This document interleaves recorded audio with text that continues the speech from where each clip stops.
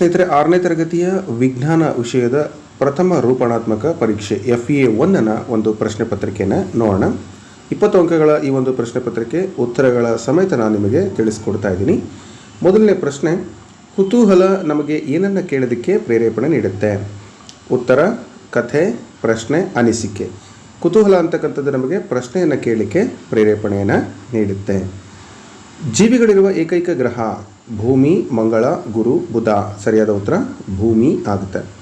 ನೀರು ಮಂಜುಗಡ್ಡೆ ಆಗ್ತಕ್ಕಂಥದ್ದು ಬಿಸಿ ಮಾಡಿದಾಗ, ಕುದಿಸಿದಾಗ, ತಂಪು ಮಾಡಿದಾಗ. ಸರಿಯಾದ ಉತ್ತರ ತಂಪು ಮಾಡಿದಾಗ. ಇವುಗಳಲ್ಲಿ ಗುಂಪಿಗೆ ಸೇರದ್ದು ಸಸ್ಯಗಳು, ಕೀಟಗಳು, ಪಕ್ಷಿಗಳು, ಪರ್ವತಗಳು. ಸರಿಯಾದ ಉತ್ತರ ಪರ್ವತಗಳು. ಇರುವೆಯ ಕಾಲುಗಳ ಸಂಖ್ಯೆ 2, 4, 6, 8. ಸರಿಯಾದ ಉತ್ತರ 6.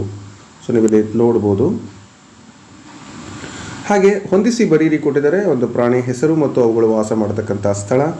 ಮೊದಲನೇ ಪ್ರಶ್ನೆ, ಒಂಟೆ, ಸಿಂಹ, ಚಮರಿ ಮೃಗ, ಆನೆ, ಕಪ್ಪೆ ಅಂತ ಕೊಟ್ಟಿದ್ದಾರೆ. ಈ ಕಡೆ ಭಾಗದಲ್ಲಿ ಅರಣ್ಯ, ಪರ್ವತ ಪ್ರದೇಶ, ಹುಲ್ಲುಗಾವಲು, ಮರುಭೂಮಿ, ಉಭಯವಾಸಿ ಅಂತ ಕೊಟ್ಟಿದ್ದಾರೆ. ಸೊ ಸರಿಯಾದ ಉತ್ತರಗಳನ್ನು ನೋಡ್ತಾ ಹೋಗೋಣ. ಒಂಟೆ ವಾಸ ಮಾಡತಕ್ಕಂಥದ್ದು ಮರುಭೂಮಿಯಲ್ಲಿ, ಸಿಂಹ ಹುಲ್ಲುಗಾವಲಿನಲ್ಲಿ. ಯಾಕೆ ಹುಲ್ಲುಗಾವಲು, ಅರಣ್ಯ ಅಂತ ಹೇಳ್ಬೋದಲ್ಲ, ಬಟ್ ಹುಲ್ಲುಗಾವಲಲ್ಲಿ ಹೆಚ್ಚಿನದಾಗಿ ಹುಲ್ಲನ್ನು ತಿಂತಕ್ಕಂಥ ಜೀವಿಗಳಿರೋದ್ರಿಂದ.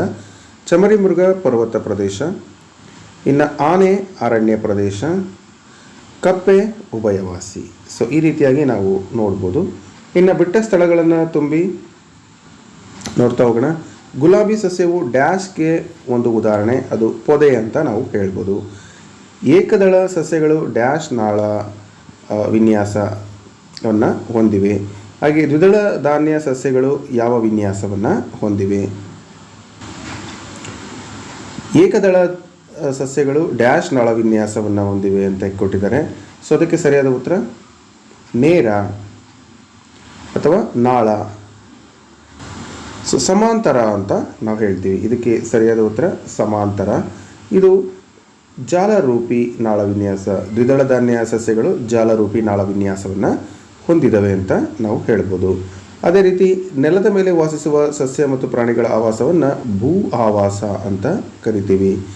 ಅದೇ ರೀತಿ ನೀರಿನಲ್ಲಿ ವಾಸಿಸುವ ಸಸ್ಯ ಮತ್ತು ಪ್ರಾಣಿಗಳ ಆವಾಸವನ್ನು ಜಲ ಆವಾಸ ಅಂತ ಕರಿತೀವಿ. ಇನ್ನು 2-3 ವಾಕ್ಯದಲ್ಲಿ ಉತ್ತರಿಸಿ. ಆವಾಸ ಎಂದರೇನು? ಆವಾಸದ ವಿಧಗಳು ಯಾವುವು? ಹೆಸರಿಸಿ. ಸೊ ಆವಾಸ ಅಂದರೆ ಏನು ಮತ್ತು ಆವಾಸದ ವಿಧಗಳು ನೀವು ನೋಡ್ಬೋದು. ನೆಲದ ಮೇಲೆ ವಾಸಿಸುವ ಸಸ್ಯ ಮತ್ತು ಪ್ರಾಣಿಗಳ ಆವಾಸವನ್ನು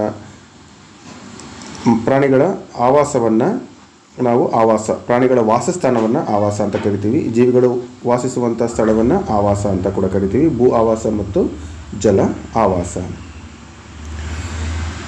ಜಾಲಬಂಧ ನಾಳ ವಿನ್ಯಾಸ ಮತ್ತು ಸಮಾಂತರ ನಾಳ ವಿನ್ಯಾಸಗಳ ಚಿತ್ರ ಬಿಡಿಸಿ ಅಂತ ಕೊಟ್ಟಿದ್ದಾರೆ. ಸೊ ನೀವು ಇಲ್ಲಿ ಚಿತ್ರವನ್ನು ನೋಡ್ಬೋದು ಸ್ಕ್ರೀನಲ್ಲಿ.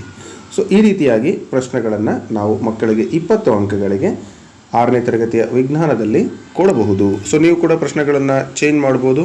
ಆ್ಯಸ್ ಯೂಶುವಲ್ ಅದು ಶಿಕ್ಷಕರ ಮತ್ತು ಮಕ್ಕಳ ಒಂದು ಮಾನಸಿಕ ಮಟ್ಟಕ್ಕೆ ಅನುಗುಣವಾಗಿ ಇರುತ್ತೆ ಅಂತ ಹೇಳ್ತಾ ಈ ವಿಡಿಯೋನ ಇಲ್ಲಿಗೆ ಮುಗಿಸ್ತಾ ಇದ್ದೀನಿ. ಮುಂದಿನ ವಿಡಿಯೋದಲ್ಲಿ ಮತ್ತೆ ಭೇಟಿ ಆಗ್ತೀನಿ. Thank you so much. Have a nice day. Bye.